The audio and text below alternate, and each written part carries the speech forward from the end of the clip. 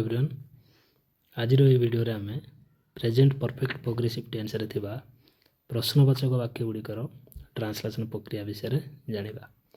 पूर्व आमे जानिथिले present perfect progressive tense को चिन्हबा को हेले आमे प्रथम देखिबा ओडिया वाक्य शेष रे ई आसु अछि, ई आसु अछु, ई आसु अछंती इत्यादि उच्चारण हेतुबा आवश्यक। एगुडी को ट्रांसलेशन करबा को हेले प्रथमे आमे कर्ता तापरे हाज किंबा हाव तापरे बीन तापरे वर्ब रे आईएनजी आमे बसाई थाउ। शेष रे अन्य कोनोसी अंश किंबा कर्म बसाई थाउ। किंतु एही परि वाक्य गुड़िकर प्रश्नवाचक वाक्य थिले आमे से गुड़िकर ट्रांसलेशन करबा पई एही हाज और हाव को वाक्य मूल रे बसाई थाउ। वर्तमान केतोटी उदाहरण देखिबा। मु जाई आसुअछि कि प्रथम भाविबा मु जाई आसुअछि। आई हैव बीन गोइंग हाव को मूल को नहीं आसिले वाक्य हो जिवो हाव आई बीन गोइंग। आंभे माने जाई आसुअछु कि प्रथम भाविबा आंभे माने जाई आसु अछु वी हैव बीन गोइंग। हाव को मूल को नहीं आसिले आमे वाक्य पाइबा हाव वी बीन गोइंग। आंभे माने जाई आसुअछु कि तुम्भे पढ़ी आसुअछ कि प्रथम भाविया तुम्भे पढ़ी आसुअछ यू हैव बीन रीडिंग। हाव को जदि मूल को नहीं आसीबा ताले प्रश्नवाचक वाक्य हो जिवो आंसर हेबो how you been reading.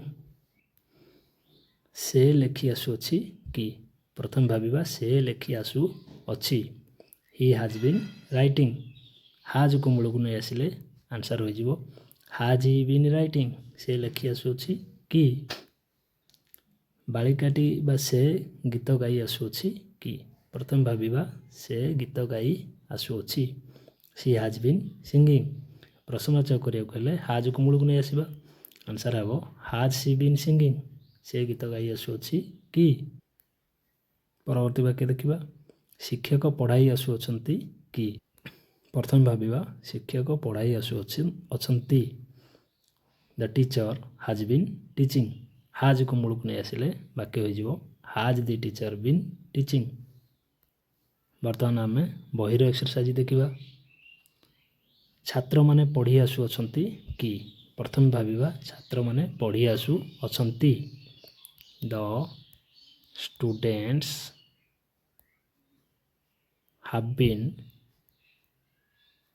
Reading बा स्टडिंग।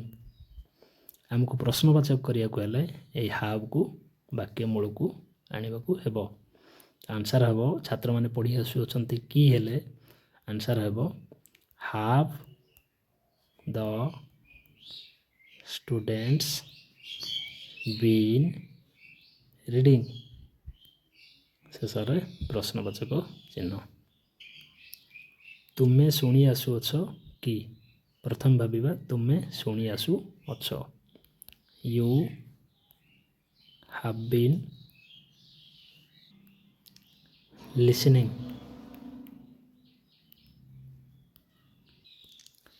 वर्तमान यह प्रश्नवाचक करने को हेले हाव को वाक्य मूल को आने को हेबो आंसर हेबो हाव यू बीन लिसनिंग। प्रश्नवाचक चिन्ह। सेमाने काम करी आसुअछंती कि प्रथम भाविबा सेमाने काम करी आसुअछंती दे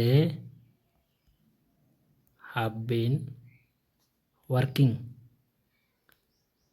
यह को प्रश्नवाचक करिया गले हाव को मूल को आनिया पड़िबो आंसर हेबो सेमाने काम करी आसुअछंती कि हाव they been working.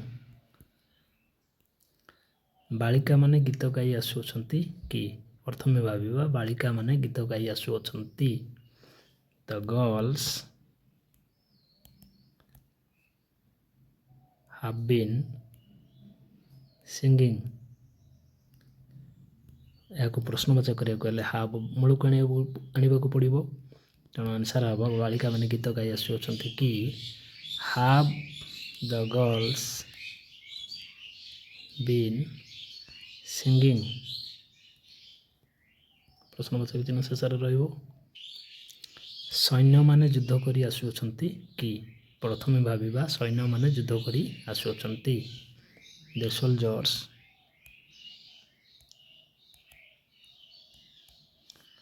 have been fighting। ଏହାକୁ ପ୍ରଶ୍ନବାଚକ କରିବାକୁ ହେଲେ ହାବ୍ ମୂଳକୁ ଆଣିବାକୁ ପଡ଼ିବ। ତେଣୁ ଆନ୍ସର୍ ହେବ have the soldiers been fighting. ସୈନ୍ୟମାନେ ଯୁଦ୍ଧ କରି ଆସୁଅଛନ୍ତି କି? ଘୋଡ଼ାମାନେ ଦୌଡ଼ି ଆସୁଅଛନ୍ତି କି? ପ୍ରଥମେ ଭାବିବା ଘୋଡ଼ାମାନେ ଦୌଡ଼ି ଆସୁଅଛନ୍ତି। ଦ ହର୍ସେସ୍ have been running। ଏହାକୁ ପ୍ରଶ୍ନବାଚକ କରିବାକୁ ହେଲେ ହାବ୍ ମୂଳକୁ ଆସିଯିବ। ଆନ୍ସର୍ ହୋଇଯିବ ହାଭ୍ ଦ ହର୍ସେସ୍ ବିନ୍ ରନିଂ। ଶେଷରେ ପ୍ରଶ୍ନବାଚକ ଚିହ୍ନ। ଶିକ୍ଷକ ପଢ଼ାଇ ଆସୁଛନ୍ତି କି? ପ୍ରଥମେ ଭାବିବା ଶିକ୍ଷକ ପଢ଼ାଇ ଆସୁଛନ୍ତି। ଦ ଟିଚର୍ has been teaching। ଏହାକୁ ପ୍ରଶ୍ନବାଚକ କରିବାକୁ ହେଲେ ହାଜ୍ ମୂଳକୁ ଆଣିବାକୁ ପଡ଼ିବ। ଆନ୍ସର୍ ହୋଇଯିବ has the teacher been teaching. ଶିକ୍ଷକ ପଢ଼ାଇ ଆସୁଅଛନ୍ତି କି? ଆମେ ବର୍ତ୍ତମାନ ସୁଦ୍ଧା ପ୍ରେଜେଣ୍ଟ ଟେନ୍ସର 4ଟି ରୂପ simple present, present progressive, present perfect ଓ ପ୍ରେଜେଣ୍ଟ ପରଫେକ୍ଟ ପ୍ରୋଗ୍ରେସିଭ୍ ବିଷୟରେ ପଢ଼ିଲେ। ପ୍ରଥମେ ଜାଣିଲେ ପ୍ରେଜେଣ୍ଟ ସିମ୍ପଲ୍ରେ ଏ ଉ ଅନ୍ତ୍ୟ ଉଚ୍ଚାରଣ ହୁଏ ଶେଷରେ, ବାକ୍ୟ ଓଡ଼ିଆ ବାକ୍ୟ ଶେଷରେ। ସେଗୁଡ଼ିକର ଟ୍ରାନ୍ସଲେସନ୍ ଏହିପରି ହୋଇଥିଲା। ମୁଁ ଯାଏ, ଆଇ ଗୋ, ସେ ଯାଏ, ହି ଗୋଜ୍। ଏହିପରି ପ୍ରେଜେଣ୍ଟ ପ୍ରୋଗ୍ରେସିଭ୍ରେ ଆମେ ଦେଖିଲେ ଓଡ଼ିଆ ବାକ୍ୟ ଶେଷରେ ଉ ଅଛି, ଉ ଅଛୁ, ଉ ଅଛନ୍ତି ରହୁଥିଲା।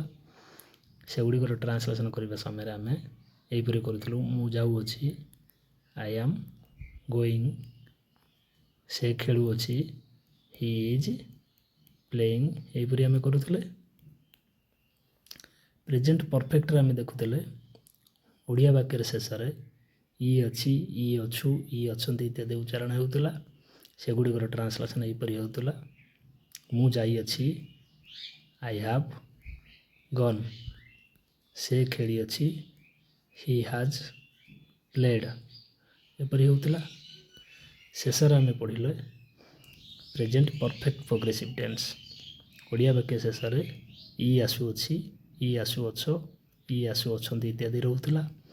ଏଗୁଡ଼ିକର ଟ୍ରାନ୍ସଲେସନ୍ ସମୟରେ ଆମେ ଏହିପରି କରୁଥିଲୁ।